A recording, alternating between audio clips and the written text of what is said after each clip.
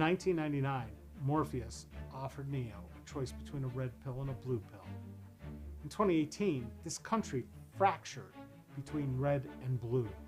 In 2022, I'm here to tell you that if you really want the truth, more voters are neither red or blue. Yet, they have no representation, no choice, and no options. They have to choose between candidates chosen by the red people or the blue people. I'm David Esrati, and I'm running for Congress as an American, as in red, white, and blue. I'm a veteran, an activist, and a small businessman.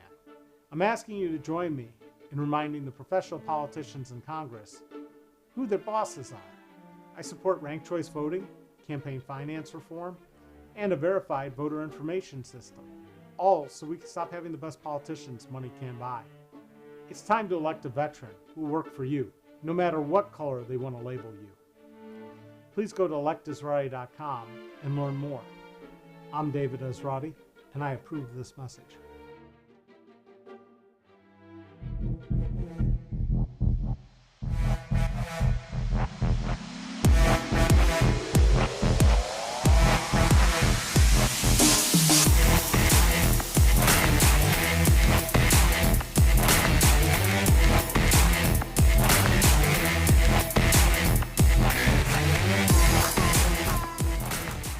In Jurassic Park, you thought those little baby dinosaurs were cute until they turned into out-of-control carnivores. That's sort of what happens to government when we elect people based on very expensive advertising campaigns and propaganda. I'm David Esrati. I'm a veteran and a small businessman running for Congress. You don't want professional ad people and pollsters to sway your vote. All those hot-button issues like gun control, abortion, borders are all politicized to stop you from voting rationally. And thinking rationally seems to be in short supply these days. Most Americans have been voting against their own best self-interest for a long time because we've allowed money to buy our leaders.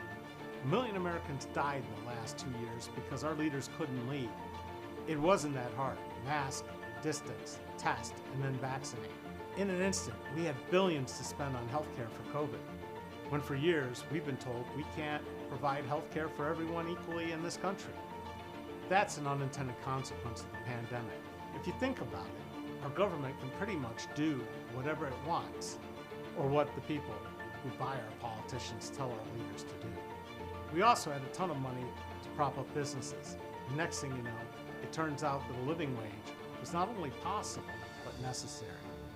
As a small businessman who won't sell you out to corporate interests and lobbyists, I can tell you that it's time to fully understand the consequences of companies like Amazon, Facebook, and Google and their effect on small business, and to remind you that small business is the #1 creator of jobs in this country.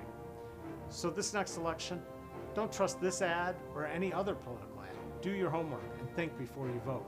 It's time to put this ad man in Congress because I know that the best advertising is based on the truth, not the size of the budget or payola. Or you can just vote based on who has the money to buy their way into Congress and look. Hi, I'm David Esrati. I'm running for Congress in Ohio's 10th District, which includes all of Montgomery County, all of Greene County, and parts of Clark County. So if you are a registered voter, you can vote for me, or you can vote for the incumbent, Mike Turner. Mike Turner has been your congressman for almost 20 years. I like to quote Mark Twain about politicians. He says they're a lot like diapers. They should be changed often and for the same reasons. We could go into a whole litany of reasons why we need to get rid of Mike Turner, but the most simple, easiest one to understand is 1 in 4 Americans who are diabetic ration their insulin because it costs way too much. Compared to every country in the world, we pay an exorbitant amount, almost $1,000 a month for what everyone else pays $20 for. He recently voted no on the Affordable Insulin Act, which would have only limited the price to $35 a month for anybody with insurance. So, that's your introduction to Mike Turner on healthcare, something we don't do very well in this country. Last night I was at a meeting at College Hill Community Church, which is a true community church, where they had a bunch of the clergy, a bunch of the community, talking to the new CEO, Mr. Reardon, from Premier Health Partners. Mr. Reardon was being paid somewhere north of $1,200 an hour to stand there and smile and say he was listening very acutely to their complaints about the former Good Samaritan site on Salem Avenue, where instead of building a hospital or an ER, they think all they need is an urgent care. So I'm going to say hello to some people here. We got Rock'em Sock'em here. We got Janine Childs and Alan Wrench, and they're calling me blue. He's calling me a blue Trump. That's really funny. But hey, you know, the difference between me and Mike Turner is Mike Turner won't talk to you unless you have a large check for him. He's never had a live stream. He's never had town halls. He talks to people when he controls the situation, or when he's talking to Bill Cunningham today on WLW, which was quite entertaining.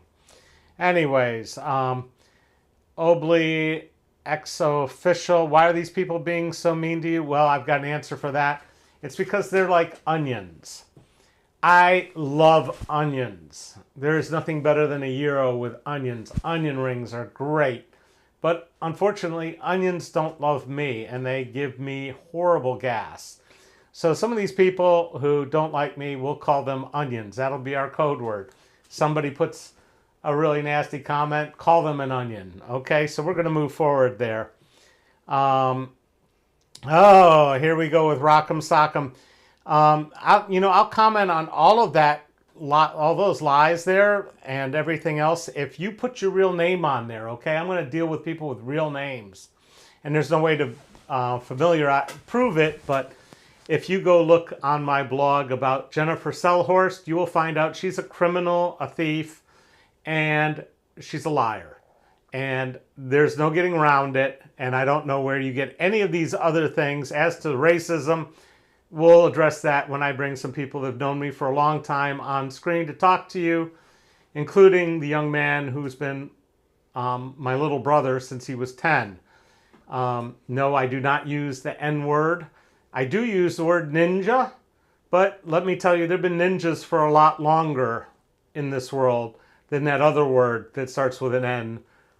Anyway, so we're going to go on with what we're going to talk about. So they had this meeting, and they were asking, why are they building all these brand new ERs and hospital facilities all over, everywhere else? And they had the numbers of people and the percentage of white people and percentage of black people in that community. And it was surprising that everywhere it was 80% or 90% white or 95% white, they're building an ER. If they were, 65% black, they were building a urgent care. So there is what the discussion was about. And this guy was saying, oh, he was new here and he didn't know everything, and was, Premier had done an analysis and everything else. So let's talk about how we get healthcare facilities in this country and in the state of Ohio. There's a thing called a certificate of need. These are certificate of need laws, or state regulatory mechanisms for approving major capital expenditures and projects for certain healthcare facilities.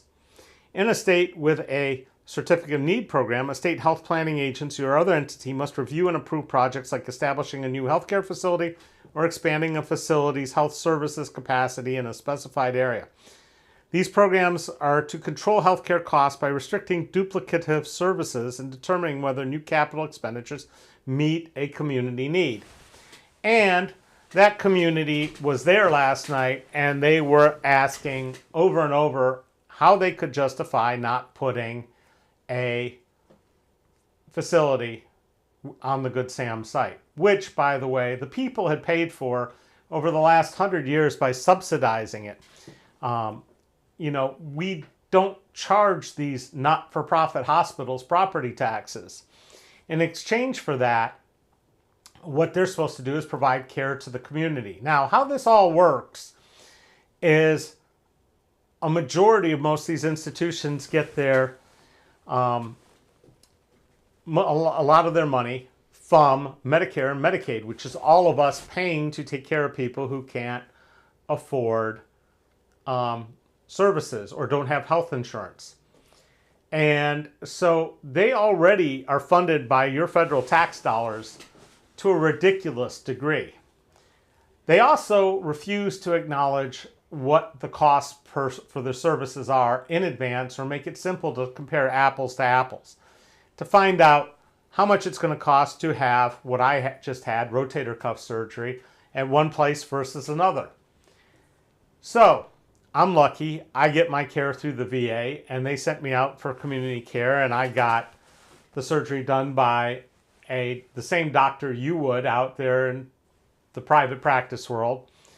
And as a courtesy, they sent me the billing statements of what was submitted to the VA and what the VA paid.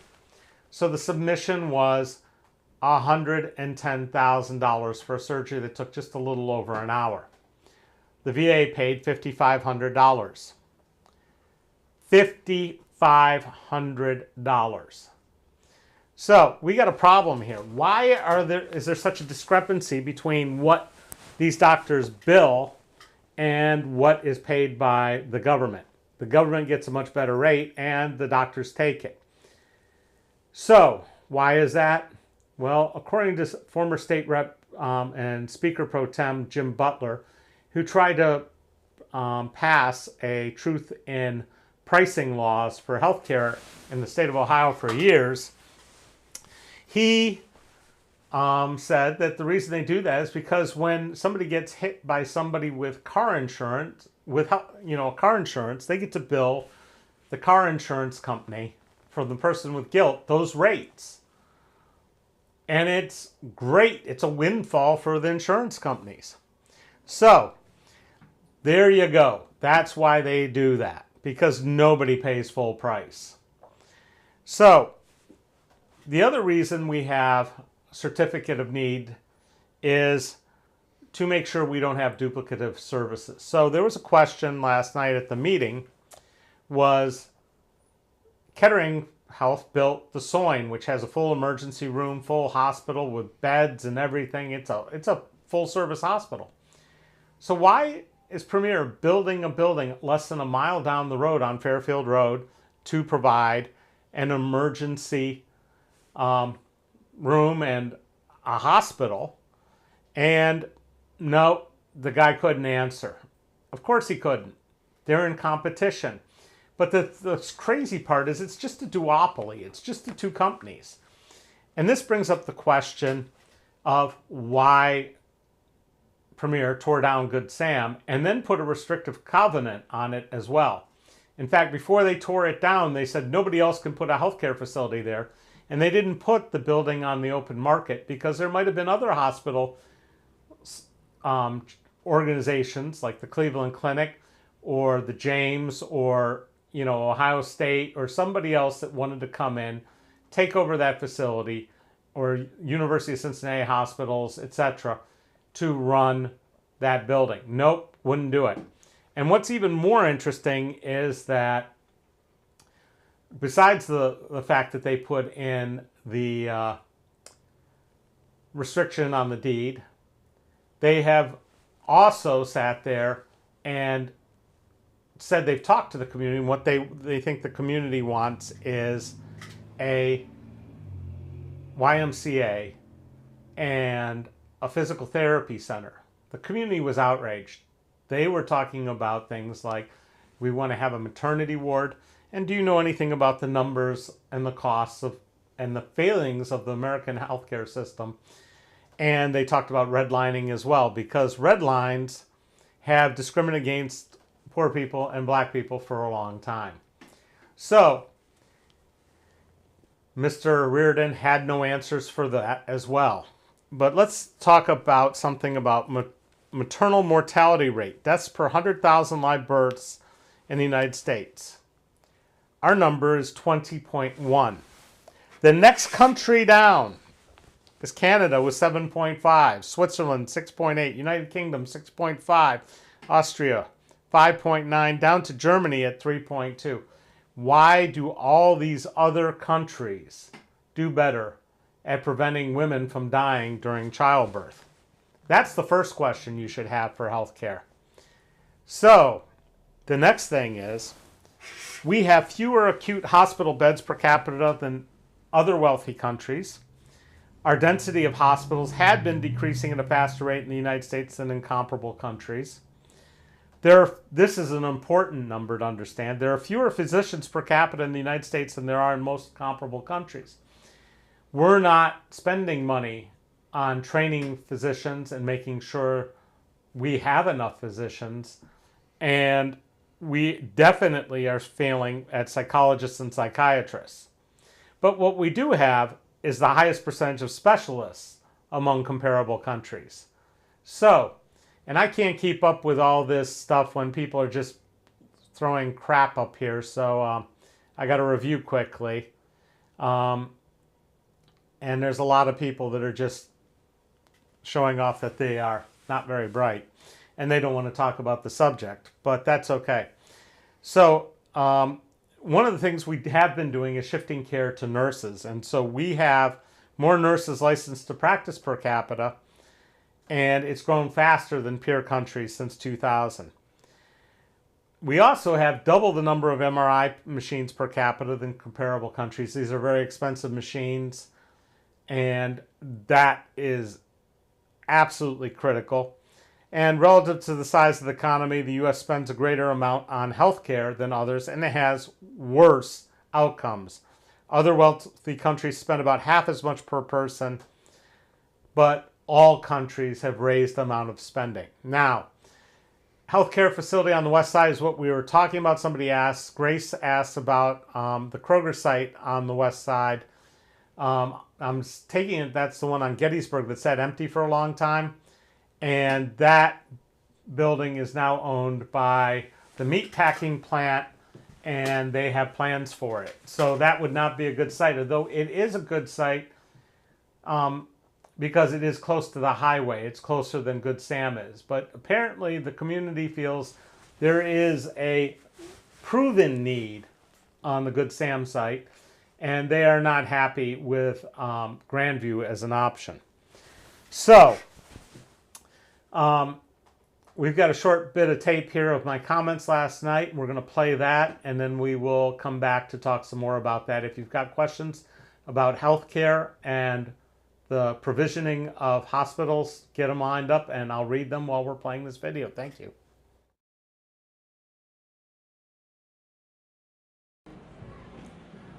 Mr. Reardon, my name's David Esrati. I've been an activist in this community for a long time. I'm currently running for Congress, and I got bad news for you. This isn't the first time Premier has done this.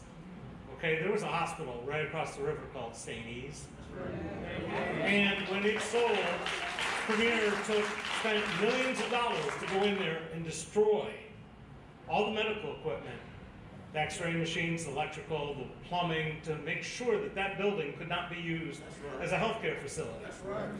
You put a restrictive covenant on the building. You didn't put it up for sale. You didn't open it up to somebody from Columbus coming in here, because what we have in this community is a duopoly. Now, they built a brand new emergency room and everything your competitors did in Beaver Creek, less than a mile away from where you just put another emergency room. This isn't about healthcare for our community. This is about you making money. And the problem with this is two words. It's called antitrust. And if I was in charge, which you better hope real hard that I do not get elected, because there will be no more $3 million paychecks for CEOs of nonprofits. Because Mary Gonzalez was not working for us. She was working for herself. And you're probably going to do the same thing. And the sad thing is, politicians are cheap and easy to buy in this community. And that's why you now own our fairgrounds, which you have done nothing but turn into a grass field. There was a man who wanted to spend at least $250 million there to develop it, and you and UD worked together to say no. How many times can I tell you that this shenanigans of playing the major employers by buying off our local politicians and saying you're doing it for our own good, and then they get the money put back into their campaign coffers by your PACs and all your employees. This has got to stop. Yes. We don't need a hospital, an emergency room a mile away from another emergency room. We need hospitals here. Yes. And let me say one more thing. As somebody who takes care of a service-disabled veteran who's 100% disabled and mentally ill, your mental health facilities in this community for inpatient are the worst I've ever seen. There are not enough beds. It's churn and burn. You are not serving this community. And people don't want to have to drive across town just to go see their friends that are locked up. Okay? We got to fix this. And we're not fixing it your way. We're going to have to fix it our way. You didn't have rights to that building. That building, Good Samaritan, was paid for by this community, just like your building is paid, because you don't pay property taxes. And maybe if you want to make $3 million a year, you ought to, out of your paycheck. This has got to stop. Yeah. Thank you. Thank you.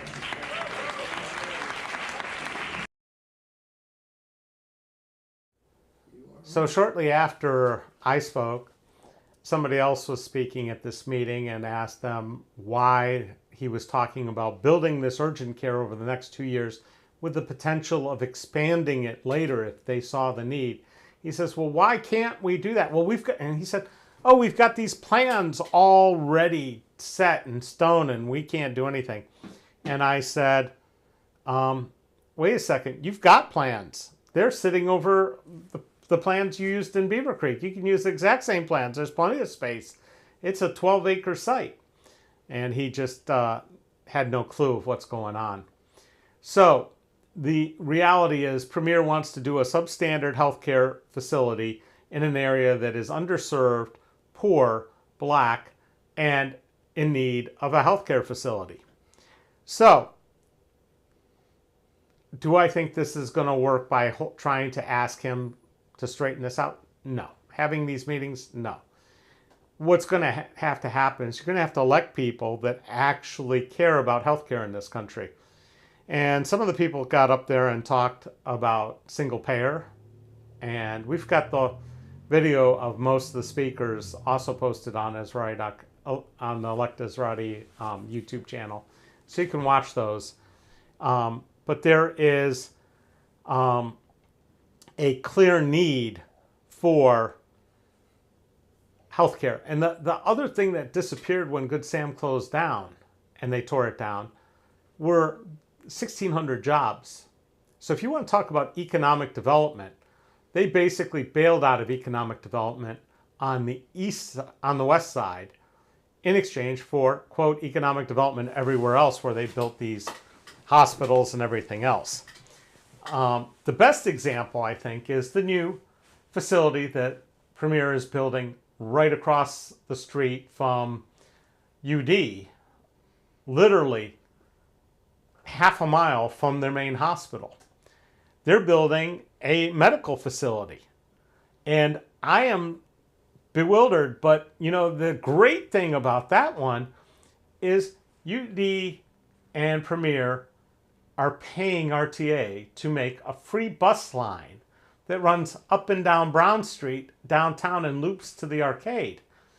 So maybe the solution for Premier is to have a free bus line from the Good Sam site down to Grandview or down to Premier, or pay for free buses everywhere, because they obviously don't care about serving the poor community in any way, shape, or form.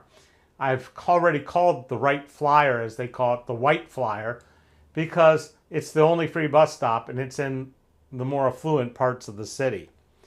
So we've got a few other people. Welcome, Jennifer. And Janine asked, what church is this at? It was at, it's at the corner of Philadelphia and it's the College Hill Community Church. They've been having progressive political events there for a long time. One of the other speakers was Tim Bruce, who's one of the coordinators for SPAN Ohio, talking about how public health would be changed entirely if we had Medicare for all, and that dollars were apportioned to communities based on need. We already know that the black community is in poorer health. Their life expectancy is lower. The instance of COPD, diabetes, sickle cell, there's a whole bunch of diseases that are more frequent there. And there is a need for a hospital there. So, let's see. I'm not seeing a whole lot of people here that are asking anything to do with healthcare. So I'm going to address this real briefly and real quickly to shut up Rock'em Sock'em and Alan Wrench, the wench, and whoever else. I've been a community activist for 30 plus years. I've run for office multiple times. Yes, I've lost. But I've also worked on campaigns to help people win, like Daryl Fairchild and Shanice Turner Sloss. There is what I call the monarchy of Montgomery County that's been selling you out for a long time. The Democratic Party and the Republican Party have tacit agreements between each other to pick who runs for judge, who runs against judges, and there's an unwritten rule that once you've been elected judge, nobody ever runs against you. They trade positions. The Democrats say, we won't run anybody for sheriff if you don't run anybody for prosecutor. So that's how things work in Montgomery County, and I've been exposing them. I was the one that exposed that, yes, Joey Williams was an FBI confidential informant 3 years before he got reelected after committing a felony in office, and he got reelected with an agreement to resign once elected, which is what he did before he was indicted in the culture of corruption. Now, that has caused some people to be upset with me, especially when I filed a FOIA case. That's a Freedom of Information Act case, asking for the tapes that were played to the grand jury made by Mr. Williams of Miss Whaley involved in also corruption, pay-to-play things. And it was my understanding that now the person said she's dirty, that she was going to get indicted as well. So in fact, she dropped out of the mayor's race at the last minute and decided to run for governor, where she's probably wearing a wire and probably has signed an agreement that if she wins, she will step down because she did something bad. That doesn't make me popular with the Democratic Party. Now, I'm not running to be popular with the Democratic Party. I'm not running to be popular with the Republican Party. I'm running to be popular with the people. And sometimes people get a little confused and get misguided, like some of the people here. I have been running a small business here for 35 years. As to slurs I've used, bigoted behaviors I've done, you're all way too sensitive, okay? And quoting what Dave Chappelle said one time does not mean I've ever used that word. And there are people who know me well and have never heard it come out of my mouth. So you can shut up about that part. As to what your other problems are, Matt Heck refused to prosecute Jen Selhorst from stealing over $35,000 from my business. I talked about this yesterday. Jen Selhorst was convicted of 3 felonies for stealing only $3,000 from Mr. Sullivan, the veteran that I am power of attorney for. Mr. Sullivan will tell you Jen Selhorst is a thief. I will tell you that. Others will tell you that. So, thank you. We are straightening some of this out. You can take Mr. Rock'em Sock'em out too, for all I care. And you can have screenshots all you want, Alan Wrench, but you need to go away. So, Grace, I'm sorry if you say the community is way too sensitive. People are lying about me outwardly. They're not true. They don't have facts. They're saying whatever they want. And I'm not going to sit here and stand for it. And yes, I used the F word. I was in the Army. People were even questioned that. I was a paratrooper. Yeah, there is a reason I served this country. And it wasn't to restrict people from speaking. I believe in allowing them to speak. But there's a certain extent to what they can say. And if they were standing here face to face with me, they wouldn't be saying these things. They're very comfortable behind a keyboard saying all kinds of things. Again, Grace, if you're confused, go search Esrati.com for Jennifer Selhorst, and you can see all the filings and all the briefs and everything else. As to the screenshot of me quoting Chappelle, that's it. Why was Chappelle, I've posted over 3,600 posts on Esrati.com, and at some point I talked about why Mr. Chappelle gets to use that word profusely, why all of a sudden swear words were allowed on national television after the Stanley Cup, and yet we have a different standard for everybody else. It's amazing to me in America that we censor a nipple on television, but we don't censor people getting shot every 3 minutes in a police procedural. I have a problem with that. I have a problem with a lot of things that we think are politically correct. I have a problem with telling a 10-year-old girl she has to go to Indiana to get an abortion, and she won't be able to do that for much longer after she was raped by an old man. And we had politicians questioning whether a 10-year-old could get pregnant. Yes, they can. These are the things that are important. Calling me a misogynist, calling me a racist, calling me whatever you want, you can do all that yourself amongst yourselves, but don't come on here and interfere with people trying to learn about their candidate for Congress. Okay? So, we have some people here who just don't understand what's going on. And Janine Childs, it's the N-word. And the reason I have a sticker that says, he's your ninja, and some people are having problems with that, is kids have adapted that word to replace the N-word. I'm not going to say the N-word, and you can hear it plenty in any of Dave Chappelle's videos. He uses it often, as they do in the barber shop that I go to when I go to a barber shop. But here's the thing. I'm a ninja because Mike Turner called me a ninja, because I wore a black balaclava into a commission meeting. Actually, I put it on in a commission meeting to protest an illegal secret meeting of the Dayton City Commission where they were discussing ways to eliminate citizens' faces from appearing on TV. Turner had me arrested. We went to court. He lost 5 court battles. I won. The city paid $100,000 as a settlement. Most of it went to the lawyers.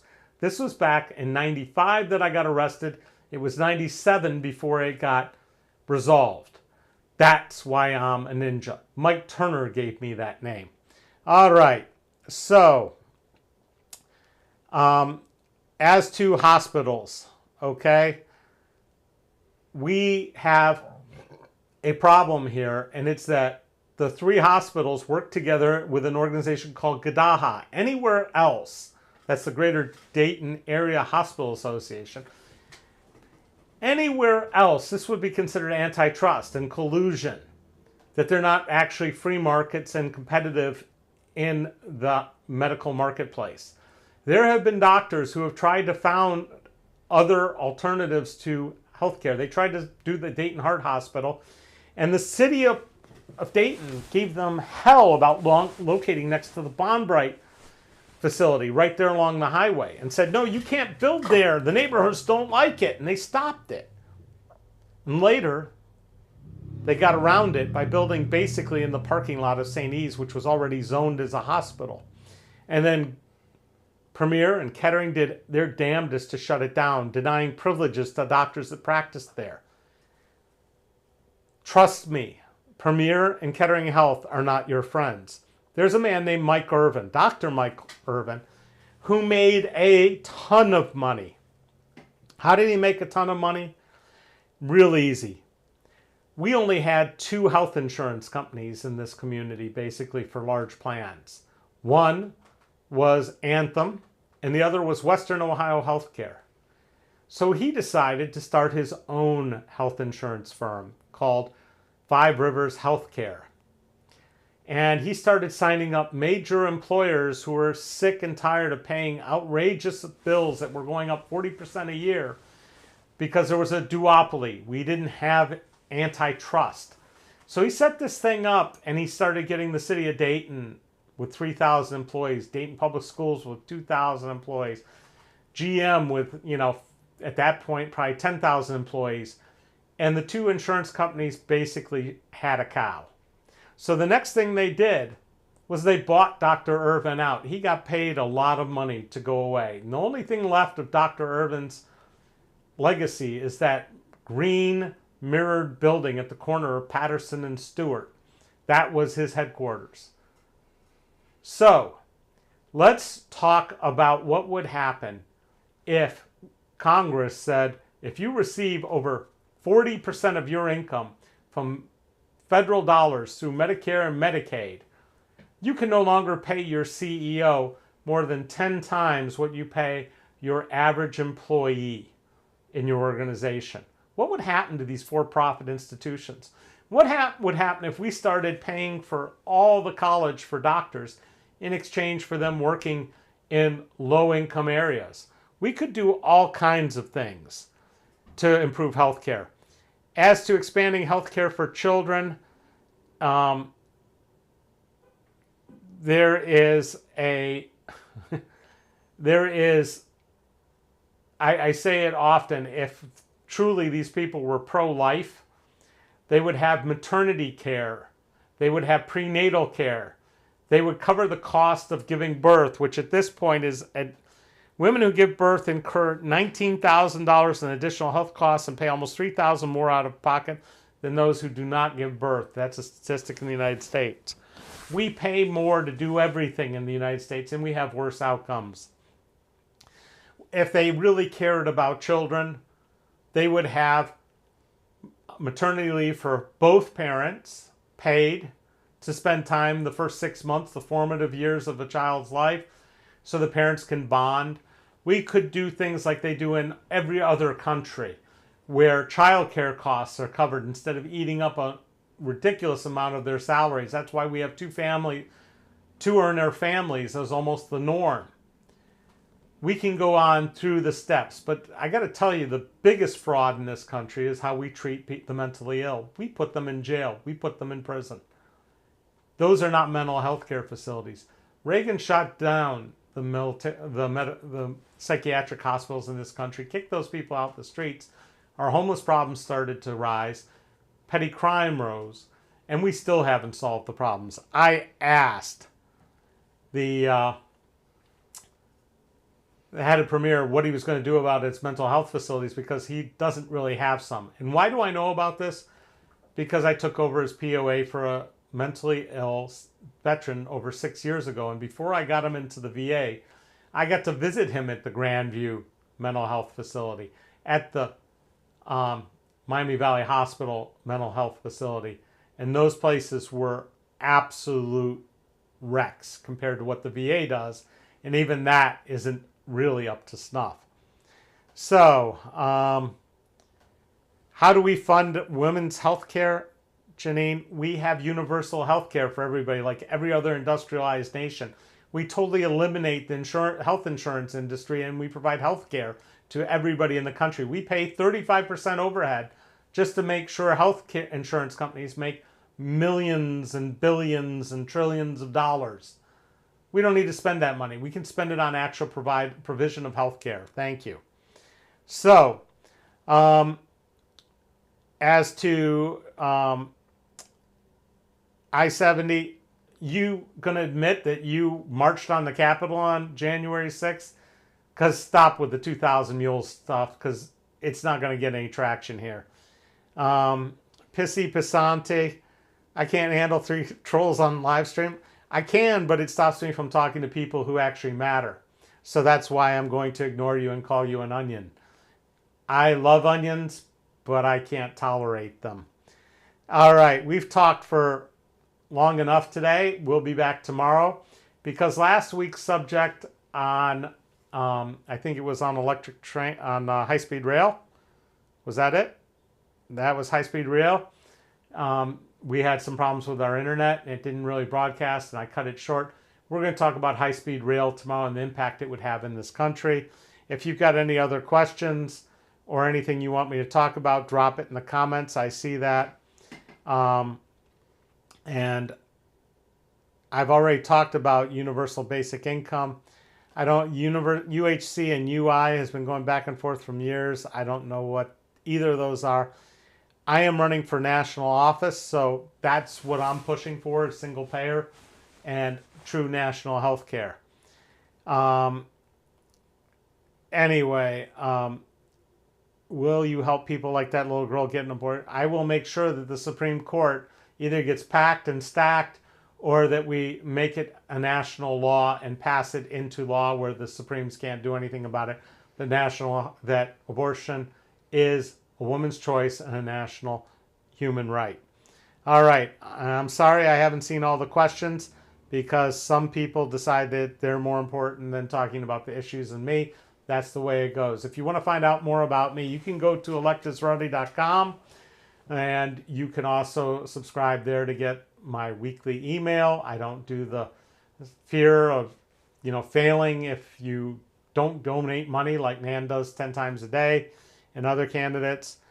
I also have my blog that's been there for a long time, Esrati.com. You can find all kinds of things there. I'm going to quote Ed Koch again. He was the mayor of New York. He says, if you like 9 out of 12 of my positions, vote for me. If you like 12 out of 12, seek professional help. As to, do I think I have the power to impact the Supreme Court? Well, there are 435 people in the House of Representatives. There are 100 in the Senate. And somehow when those two organizations work together, yes, they can either add people to the Supreme Court or they can overrule the Supreme Court. So that's what's at stake here. Yes, it does matter. Anyway, so we'll see you tomorrow. You have the link. It works every day at 4. And thank you for watching and joining in and making this quite entertaining. We'll see you tomorrow.